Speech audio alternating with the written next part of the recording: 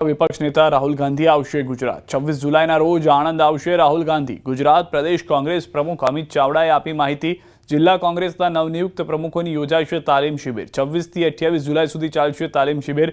રાહુલ ગાંધી તાલીમ શિબિરના ઉદ્ઘાટન કાર્યક્રમમાં આપશે હાજરી। નવનિયુક્ત પ્રમુખો સાથે રાહુલ ગાંધી 4 કલાક સુધી રોકાશે।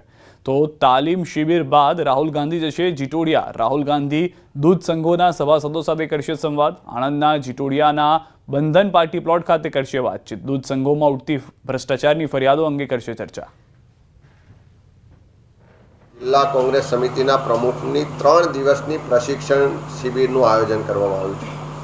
26, 27 ને 28 3 દિવસ આ જિલ્લા કોંગ્રેસ સમિતિના પ્રમુખોની તાલીમ શિબિર થશે અને 26 તારીખે સવારે 10 વાગે રાહુલ ગાંધીજી વડોદરા એરપોર્ટ પર આગમન કરશે અને ત્યાંથી આણંદ જિલ્લામાં નિજાનંદ રિસોર્ટ ખાતે જે 3 દિવસની તાલીમ શિબિર થવા જઈ રહી છે એમાં ઉદ્ઘાટન સમારંભની સાથે જિલ્લા પ્રમુખશ્રીઓ સાથે લગભગ 4 કલાકનો સમય વિતાવશે।